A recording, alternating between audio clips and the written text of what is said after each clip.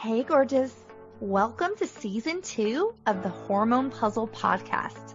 I'm your host, Coach Kayla Smith, CEO of the Hormone P.U.Z.L.E Society, a women's health hub for fertility, hormones, and the business of coaching, creator of the Hormone P.U.Z.L.E method, an infertility warrior, two-time boy mom, and women's health expert. This podcast is for women struggling with infertility, painful periods, terrible PMS, or really just any symptom of hormone imbalance that they are ready to eliminate for good. Tune in weekly as we interview amazing experts in the fields of women's health, breaking down those hormone walls, nerding out on nutrition, and having way too much fun. Whether you're beginning your journey or you've been struggling for years, we're going to finally help you put those pieces of your hormone puzzle back together so that you can get pregnant and eliminate those pesky symptoms for good. Are you ready? This season is packed with even more expert guests sharing groundbreaking knowledge, giving you that jolt of energy that you so desperately need, sending you lots of virtual hugs, and inspiring you to take your fertility into your own hands and make that baby. Thank you so much for tuning in. Now let's get started on your road to transformation. On today's show, I talked to Melo Garcia, a grief specialist who assists those who have lost what is irreplaceable by creating After Chloe, an online community and resource center that provides support, resources, and assistance through the difficult grief journey. And to find a way not only to process the pain of loss and grief, but to incorporate grieving and living to find a life of living after loss. Melo started and cultivated After Chloe in 2015 with the idea to give the griever a feeling of community and to know that his or her opinions are in fact not only valid, but that anyone can create a roadmap to find their way after loss. Melo created AfterChloe.com in honor of her daughter Chloe, who passed away in 2011 and after losing both her parents, and felt it necessary to help others deal with the grief and losses life presents from death, divorce, identity, age, fertility, and empty nesting by creating various types of solutions that the grieving finds a life worth living, and to speak your grief in a way that will assist and inspire you to live and grieve. Today's show is all about grief and loss and how to walk this journey whatever way you feel is right for you. There's no right or wrong way to do grief and loss. There's only your way. Now let's listen in as I have this amazing heartfelt connection and conversation with Melo. Now let's welcome Melo to the show. Hey, Melo, welcome to the show. Thank you so much for having me, Kayla. Glad to be here. Yes, thank you. So I would love to just hear a little bit more about you, kind of how you started working in this, in the fertility space, and a little bit more about your story. Well, I'm a grief specialist, and I started After Chloe in 2015. I lost my daughter Chloe in 2011. I had lost my dad in about 6 months prior in 2010. I lost my mom in 2012. Oh my goodness. And I couldn't find a therapist that really spoke grief. And I know that sounds kind of strange, but usually a therapist learns grief and loss in the DSM. And for you that are listening that aren't familiar, a DSM is kind of a scientific, psychological guide that a therapist uses to kind of diagnose and to treat someone that is dealing with symptoms of depression, and it's a technical guide. And I don't believe that grief and loss are technical. And I think that it's an individual process that an individual goes through. So I went to 14 different therapists, counselors, that I couldn't find anyone that really dealt with a complex kind of loss that I had gone through in such a short amount of time, and specifically infant loss and kind of the trauma and the complexity that I was feeling. I couldn't find who I had been. So I had a background in psychology by trade. I had been a pharmaceutical rep. I had my bachelor's, and I really wanted to study grief and loss and really kind of I wanted to find the answer. And I'm kind of doing air quotes if you could see me. And I started to really study grief and loss. And what I found is that from humans to animals to any being here in our world, that we all grieve losses differently, and that there's no two individuals that grieve exactly the same. And I was intrigued, and almost that I wanted to yell from the mountains, from the rooftops, that grief and loss is such an individual process.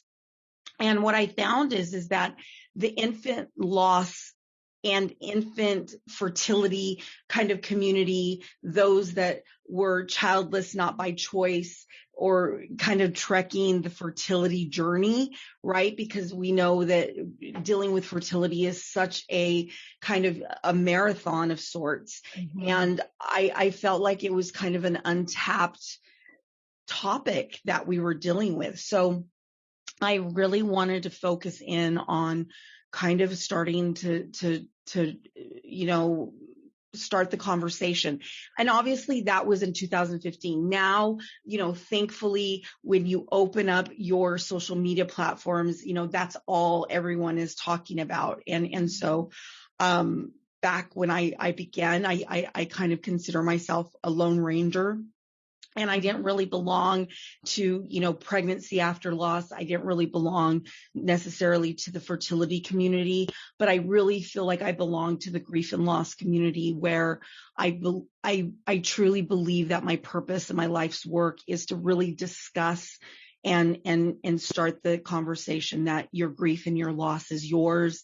However your journey goes in terms of fertility, in terms of pregnancy after loss, in terms of infant loss, in terms of child loss, in terms of any loss, how you find your living after loss. And so I'm really proud of the community that I've built in terms of After Chloe, and no griever is left. And so that's really kind of my journey and my story.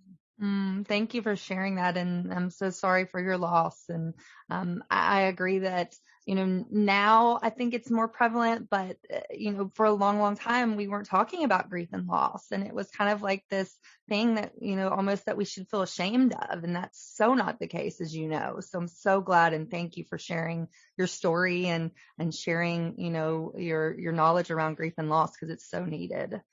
Yeah. Let's talk about the phases of grief. And I know it's different for everybody, but is there specific phases of grief, and kind of what are those? And is there, I don't want to say easy, but is there a way that we can manage and move through them? Well, I don't, I think that I don't want to put basically a picture on any feeling and emotion that someone is having through grief. And so when we put a name on it, like a phase or a stage, I think that creates an expectation for an individual.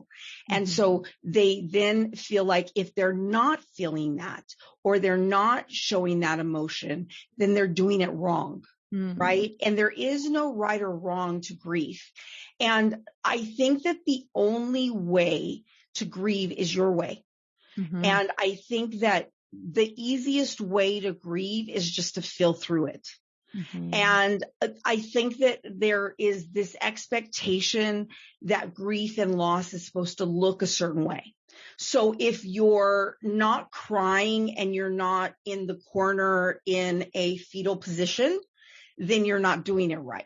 Right. Mm-hmm. And if you're living your life and you're working and you're functioning, then you're not doing it right. Mm-hmm. But if you are in that fetal position, then you're not doing it right.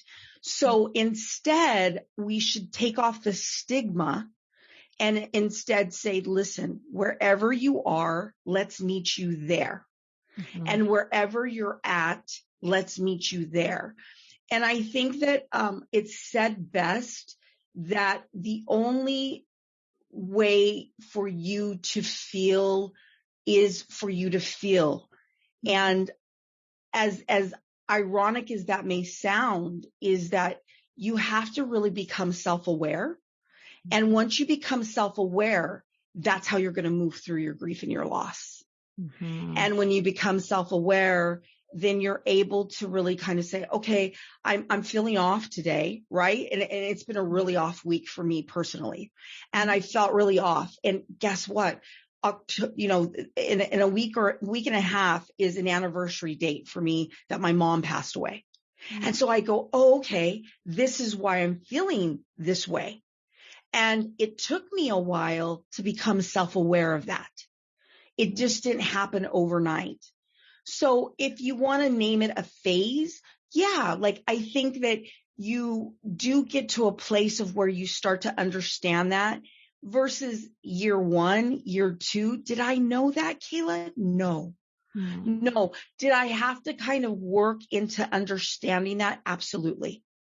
Mm-hmm. I think that when we say phase or stage, though, I feel like I'm capping that grief and that loss into a box. And unfortunately, I wish we could cap it into a box, but instead it's like this big mansion or this big, plot of land of so many plethora of different feelings and emotions.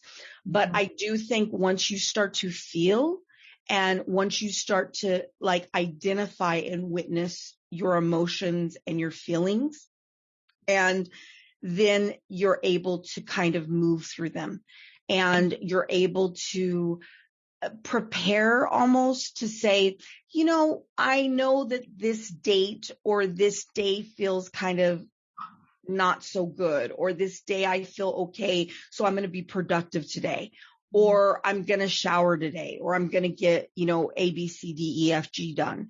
Then you're able to kind of move through it. And then there's days that you can't get anything done. Mm-hmm. And both ways you're processing your grief and your loss. Mm-hmm. Mm-hmm. And I completely agree with that. And I love that you say, it's all different and there's not one way is not right and one way is not wrong. It's all your journey and it's all right for you. So that is such a great point to mention. And two, even in your own household with your partner or your husband, you both are going to process differently. And so knowing that you're both processing in your own way and both of those ways are right, I think is a great thing to mention and to be a great reminder of, because it's, I feel like sometimes too, and you can speak on this, it can really, jeopardize your relationship and kind of tear that household apart because you're like, well, he's not even sad or she's not even, she's still at work. Like, what's going on here? So, let's speak into that a little bit. How do we kind of process through that with our partner or our mate? Well, personally, me and Chloe's dad and losing our daughter. And I used to get so angry because he wouldn't grieve my way. Right. And we both know, Kayla, our way is the best way. Right. Right. So, when he didn't grieve my way, I felt so many different emotions and cuss words. And, I was angry. Or I was sad and I would kind of manipulate and want him to, and I would be like, why don't you feel my way? And don't you love our daughter? And he was, poor guy. He was no match for me and getting a hold of him. And what I learned and what I always tell any client or anyone that is facing grief and loss is that never let somebody talk you out of your own version of your grief. Mm-hmm. Your version is the only version of how you grieve. And your version is going to be different. So our interaction today, you have a version and I have a version. And even though we're having an experience together, we have different experiences. And that goes for grief and loss. And so never let anybody talk you out of your own version of your grief and your loss. Your version is the only version that matters. And when you recognize that you both can have a version that doesn't have to be the same version, but you can take both of your versions and you can honor them and respect them, then you can actually kind of play off of them. So the first 3 years, and me and Chloe's dad ended up breaking up, completely divorcing, and then coming back together. Wow. And when we separated, obviously I was very angry that he didn't like my version, right, of my grief and my loss. And he really kind of had to stand up for himself to say, I don't grieve the way you grieve, and you're not going to tell me how to grieve. And it's not that, in all honesty, and I want to be careful because he's not here to defend himself. Right. Right. But it's not that I was telling him how to grieve. It's that I wanted him to validate, I think, what I was feeling. And I wanted him to fix it because he was the fixer in our relationship and he couldn't fix it. Right. And so I think sometimes you have to really say, what do I want from this? And obviously the dynamic in the relationship really shows through in the grief and the loss. And so you really have to honor your version of what you're feeling. And you have to understand that nobody's going to understand your version. If somebody can listen to it, somebody can hold space with it, but nobody's going to know exactly what you feel in that version. And when I was able to recognize that and almost come out of the fog of the grief and the loss and the trauma and the stunting of what had occurred, and to recognize my daughter died, our daughter died in his arms. He lost her too. And to show compassion and love, and to know that we were in fertility treatments together. He spent money too. He was not getting a child also. He was in it too. He was in the trenches just as much as I was. And to recognize that was really an aha moment in the sense that I recognized, wow, he's going through it as well. And the moment that you show someone compassion and grace, then you're able to show yourself compassion and grace. And so I think it's really just you looking at your partner to say, what do I want from my partner? And it's funny because when I realized I want him to bring her back, right? And how insane does that sound? But that's really what I wanted. And so I realized with my clients is that don't let anybody ever change your version of what your grief and your loss is. But in the same sense, you can't change somebody else's version of their grief and their loss. And so we had to really do some deep soul work on ourselves and with each other to really understand and respect our own grief processes. And I don't think that happens, in obviously one therapy session or one support group session. But I do think once you can understand that, then you can really begin to grieve together. And then there are other couples that they get that from day one, and it brings them closer together. You have various scenarios of couples that have lost their child, or couples that lose their parent or their siblings or a loved one. It just really depends on the couple, I think. And I think another key point to mention is this is where communication is so important. None of us are mind readers. My husband doesn't know how I'm feeling and how I'm processing my grief, and I don't know the same for him unless we communicate that to each other. And so instead of, and I know this is easier said than done sometimes, instead of just shutting down and shutting them out. Let's bring them in and explain, this is how I'm feeling and this is what I need from you in this moment. So do you agree with that? Oh, absolutely. I think, and like you can kind of tell, like just from speaking to you, for a few minutes, you can tell you're a very communicative person. You can tell that you're a very like clear, great, straight to the point communicator, right? And I'm, believe it or not, right, as much as I do this for a living, I'm a very passive aggressive communicator.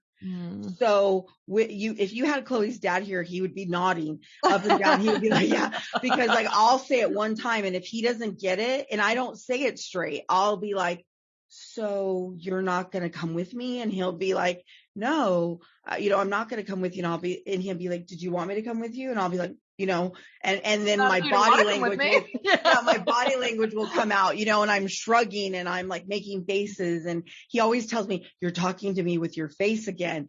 And so, I think it's so important to communicate. And that's been a really big problem of mine because I am not a communicator across the board with anyone. And I'm definitely like, how are you? I'm okay. I'm great. I'm fine. And that's been really tough because obviously, like, hey, your dad, your baby, and your mom all died. I know you're not fine, but I'll be like, I'm fine. I'm good. I'm okay. And there's my kitchen, like spotless, clean to the nines, my hands bleeding from bleach because I'm a doer. So like I would do versus talking about how I felt, believe it or not. And so that was a really big problem for us as communication. So great point, Kayla. Yeah. Communication is key. Definitely. So let's talk about After Chloe. Tell us more about this. What is this and what was your inspiration behind it? Oh my gosh. So, I always knew after going through 14 different therapists, I knew that I wanted to create a space, online that had various resources and tools.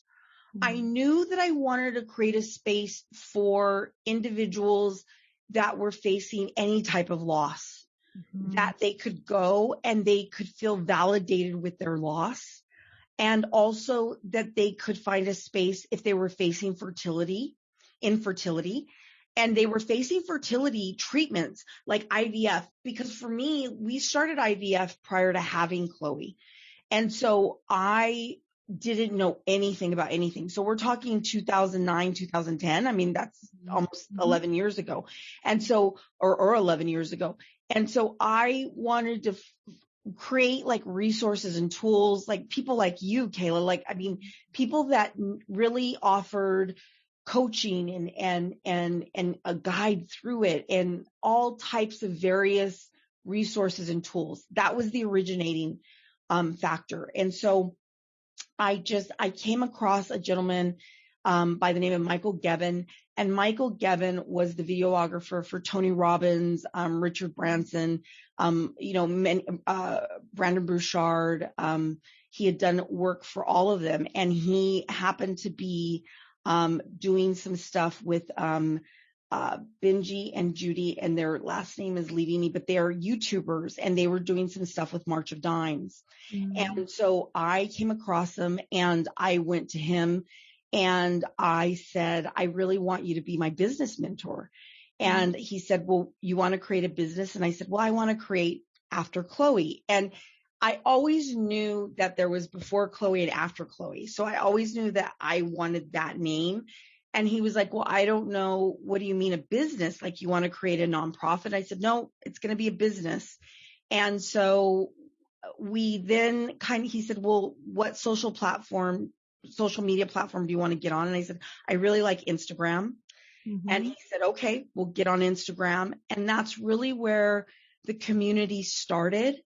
And then by then I had already finished like my schooling and gotten my licensure, and I'd become, a licensed grief specialist. And I then just started, seeing clients and doing my thing. And it just developed. And then I started an online summit, and then it really developed into really grief and loss. And obviously because I had Chloe, it was more infant loss. And then it really just developed into grief and loss. And because of fertility and infertility issues, and because I never had a child after Chloe, and I dealt with not really being able to have a child after Chloe, I've always kind of been able to speak to the fertility and infertility communities. And so I developed this community. And so it just ended up being a business. And so I don't want to say it's a stroke of luck. I think it's really just pouring my heart and my love into just speaking about grief and loss and making it my life's work, and just really serving and God and just loving and giving back to people, I think is how it developed. I love that. And you're doing such a beautiful job with that. So thank you for having, offering this to the world. It's amazing. Definitely something needed. So talk to me a little more about what do you want a grieving person, as a grieving person yourself, what do you want us to know? Like for somebody who's not a grieving person, like what would you say to us? I think that you have to not be you don't have to be on pins and needles. Mm-hmm. I think you need to say you don't know what to say. Mm-hmm. I think that that's okay. Like, like you don't have to be sorry. You don't have to say, you have to say, I'm holding space with you. Like I'm feeling for you. I think you have to say, what do you need in this moment? And a lot of times a grieving person is going to say, I don't know what I need. And you're going to say, I don't know what to do for you. I think a lot of times we as a society, we're expected to always know what to do, when to do it. Let's go, let's be fast. And I think we've learned in this time of the pandemic, we are all grieving something. We have all lost something in the world. Mm-hmm. And we have all been shut down. Mm-hmm. And so I think as a society, as a world, we've all faced loss. And we've watched our kids not be able to go to school, not be able to play with their friends. We've seen, our parents, it's been horrible, right? The pandemic's been horrible, and we've all been touched by it. So when you see something like that, you think, I've got to do something. I want to do something. What do I do? What do I do? And versus when you really look at it, you look at how we've all come together more now, and we're all a little bit gentler and kinder. And it's not necessarily what we say, but we're more compassionate, and we are definitely gentler with each other. And we say, it's okay. I'm going to give you a pass. It's okay. I'm going to not have road rage. It's okay. I'm going to let you, cut me off. Go ahead of me at the grocery store. It's okay. You know what? The Instacart guy forgot my cucumber the other day. And before I would have called Instacart and said, I want 10 cucumbers. But the other day I said, you know what? He's probably stressed out. This is probably his only form of income. You know what? I'm not even going to say anything. And I didn't. And I think that as a griever, we are that guy that forgot my cucumber. We are the guy who, may be the one causing the road rage. We are the guy that, forgets to put our kid's lunch with the kid that goes to school. We are the one that is just barely keeping it together. And I think when you show that griever grace, and when you understand that you may not know what to do for the griever, and when you say to the griever, I don't know what to do for you, but I'm here, I'm showing up for you, I want to know what to do for you. And the griever may say, I don't know. I don't know what I need. Mm-hmm. And I'm feeling for you. You know what? I'm here. And then keep checking in. The biggest thing is that when the funeral ends, that's when the grief starts. Mm-hmm. Mm-hmm. When the funeral ends is when the grief starts. Yeah. So you've got to keep showing up after the funeral, after my mom's funeral, after Chloe died, and after her memorial service is when I lost my mind. Mm-hmm. And if I could tell you, so many people, I mean, there were prayer groups, and when her memorial came, you know, it was filled to the brim, and people were so gracious and wonderful. But after, I don't think people reached out until my mom's funeral, which my mom died almost a year later. And then after my mom's funeral, people forgot about me. Mm-hmm. And that's not anyone's fault, but, and thankfully, you know, maybe it was meant to be, because that's how After Chloe came about. But I think that you cannot forget about people. And this is not a lecture. This is just for you to keep it in perspective, is that, you know, you don't have to fix it. You just have to keep showing up. Mm-hmm. You know, I really loved, one time, one of my mom's best friends, she left on my doorstep, boxes of Kraft macaroni and cheese, Mm-hmm. and a pot and a stir stick. And I was like, how did she know I didn't do my dishes for like 2 months? And I needed the stir stick and the pot. And like, I was able to make macaroni and cheese that night. And like, it was so simple, but like, it was just so amazing. And like, so you just never know what they need. And so like, sometimes it's just really good. Like the other day, I've had a friend that she lost her husband, and I went and I bought her everything to make s'mores. And I bought her, I'm not going to cook, because I'm not a cook, but I bought her like a roasted chicken from Costco and some deli stuff. And, you know, and I went and I took it to her, and I didn't bother her. I just, you know, because the pandemic still, you know, you don't know if people are funny, but I went and I knocked on the door, and I just left it on her doorstep. And I texted her and I said, go check your doorstep. Make sure you check it, because it's still really hot where I live. And I said, make sure you check your doorstep. And she said, oh my gosh, how did you know I haven't gone to go get groceries? I said, I just I figured. And I said, I love you, and I'm with you. And for me, and that's not because I want you to know how great I am. I want you to know that I'm never going to give up on someone that I love. Mm-hmm. And so that's what I want you to know. I don't want you to ever give up on your griever. Yes. I love that. I love that. Oh, well, we're going to take a short break to hear a word from our sponsors. We're going to come back in and talk some practical tips. What are some things that we can do today to really, you know, if we're a griever, to start to manage our grief, if we are, you know, have friends and family that are in the grieving process, what we can do to support them. So we will be right back. Hey y'all, it's Coach Kayla here. I hope you are loving this episode as much as I am. We will be back in just a minute, but first, a word from our sponsors. This episode is brought to you by the Hormone P.U.Z.L.E Society, a women's health hub for fertility, hormones, and the business of coaching.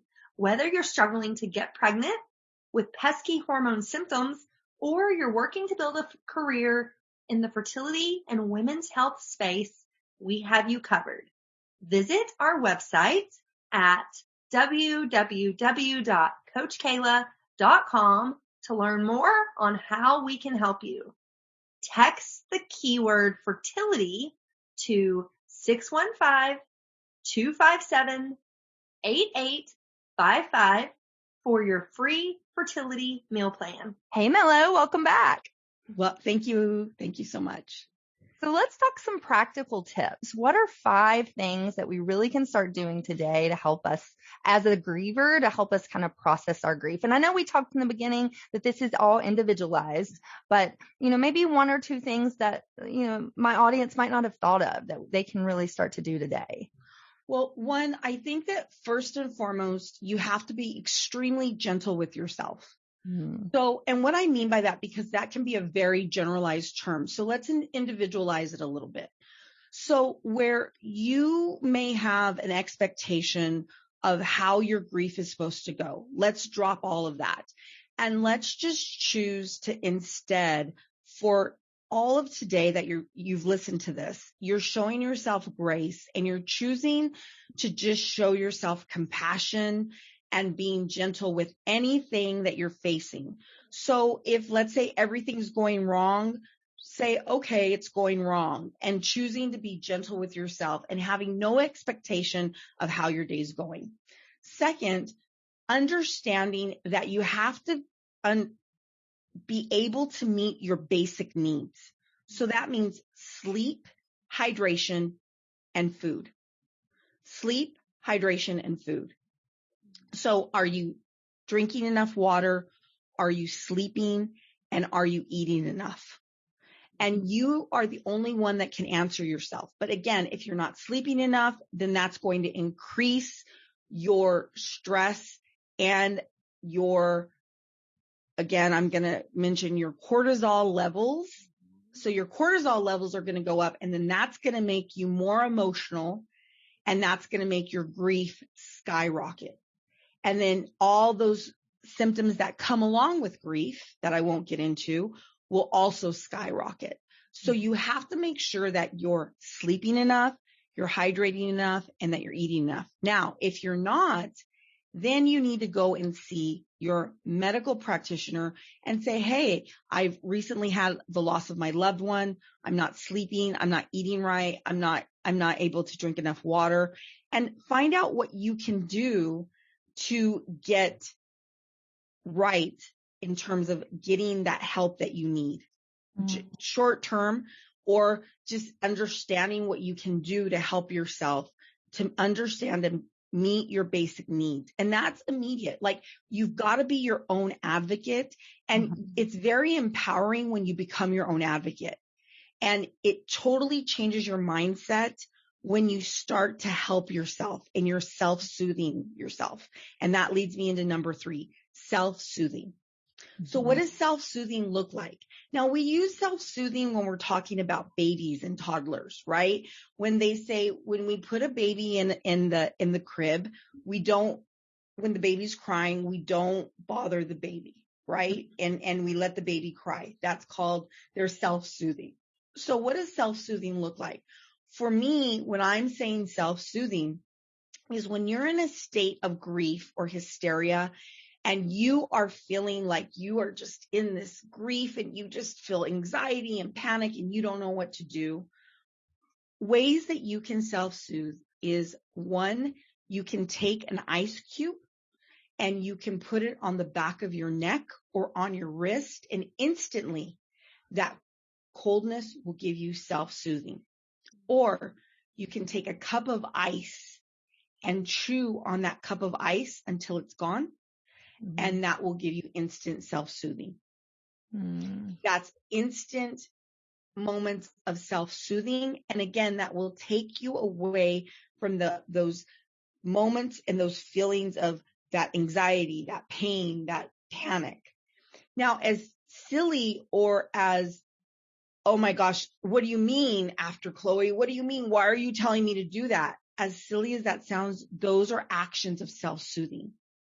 And again, as I mentioned in step 2, you taking those moments to be your own advocate, you empowering yourself to do will empower you, because if you can do step 1, if you can do step 2, and you can do step 3, you are doing, you are moving through your grief. And so then that leads me into step 4, movement, get up. My mother always used to say to me, either wash it off, and if you haven't washed it off, then go sleep it off. And so get up and shower, get up and move, get up and clean your space. So if you're like, I haven't cleaned, I mentioned to you, either I will over clean or I won't clean at all. And so again, grief can aggravate our other things. If we have ADHD, if we have OCD, if we have things that are going on. So what you have to choose to do is to say, I'm going to get up and I'm going to move through and I'm going to try to clean for 2 minutes or 5 minutes or 3 minutes or 4 minutes. I'm going to choose to shower today. You're going to do one thing to move. Mm-hmm. And so you've got to choose to move, and you've got to make yourself. You have to make yourself move. And you may say, well, I just can't do one thing. So choose to move today, literally and figuratively. Because when you're moving literally, then you're figuratively moving through your grief. And then number 5, feel it. Feel it. So I got to the point where when Chloe died, I was caring for my mother 24 hours a day. And even now today, I still do this practice. I teach every client this practice. I schedule my grief. So what I do is I would say from 8:30 to 9, I will grieve. And what I would do is by the time I would get to 8:30 and 9, I was either so tired or I was consumed or I'd want to watch my TV show or I was taking care of my mom, putting her to bed, that most of the time I would forget. But if let's say that I would remember or I'd be laser focused, I would be like, I just have to get to 8:30 tonight and then I can grieve. I can think about it, or I'm not going to think about it until 8:30 tonight. And so what that did is that kept me going until that point. So create a focal point when you're going to put your grief aside, and not that you're putting it down, not that you're forgetting, not that I'm telling you to forget. I'm telling you to put it aside. And then when you get to that point, then you think about your grief at that time. And so what you're doing is you're allowing yourself to do what you need to do. And then you're giving yourself room to grieve. And then what you do is after that time, you then give yourself permission to put that grief back down. And then you're going to come back to it the next day because that grief is not going to go anywhere. And then when you have breakout grief, as I call it, when you're triggered or you just can't stand it or you just can't handle it, then allow yourself to journal or write it down or write a note in your phone. What is triggering you? What's causing that grief? And then you go over that in your support group or with your therapist. I love that, and all great points. So let's talk about joy. I know I find with some of my clients, and I'm sure you're the same, especially clients who have experienced loss, they feel like they shouldn't experience joy ever again, or especially immediately after loss. Like they're almost feel guilty for being happy. And so let's talk about that a little bit. You know, how should we move through grief and still allow ourselves to experience joy? And how important is this? Absolutely. I think that it's pivotal that we live and we grieve. You can't grieve if you're not living, and you can't live if you're not grieving, and you can't grieve if you're not living. You can't do one without the other, believe it or not. And people think that if you are living, then you're not grieving. And there's this expectation. And remember when we were first talking, we talked about phases and stages and this name and this face of grief. And in all reality, you're setting the tone, and remember your version of grief. And so when you're creating your own version of grief, you have to understand, I'll never forget the first time I laughed after my daughter Chloe died. And I remember I heard myself laugh, and I'm talking like, and I don't know what it was. And me and my mom, we were laughing. And I remember I like stopped in mid laugh, and I was like, oh my gosh, I laughed. And I felt like I had betrayed my loss. And I realized that I am never going to betray the love that remains. I'm never going to not grieve her. But there's no point in not living and feeling happy and feeling joy. There's no point in not choosing life because it doesn't change anything. So I had to really choose in that moment, and each moment, in a really happy moment, do I always kind of like fight with it in my mind? Absolutely. I'd be lying to you if I said I didn't. But I think that you have to really make peace with it and really kind of reset your mind in that moment that you get those thoughts. Like, why am I happy? Oh my gosh, I shouldn't be happy. Or why am I laughing? And to recognize you are meant to live life after loss. You are meant to have an extraordinary, exceptional life. You are meant to be who you are. And the loss does never and never will negate the love that remains. And that love that remains is that joy and that happiness and the laughter. Just like it's that sadness and the heaviness of the grief. It's also the lightness and the light of the joy and the happiness. I completely agree. And I explain to my clients too that, the person that you lost, they don't want you to be stuck in sadness. They want you to continue living. Just like you said, you have to live through the grief. So I completely agree there. So let's talk about, how do you find joy? Like, what are some of your favorite ways to experience joy, or to even dive into a little self-care? Like, what are some of your top ones there? I think that I really had to just learn how to be with myself. Self-care for me, I used to really think it was like getting a pedicure or going to the spa. And then I really had to learn that self-care was just really like allowing myself to grieve. And I think like the sadness really taught me to appreciate the joy.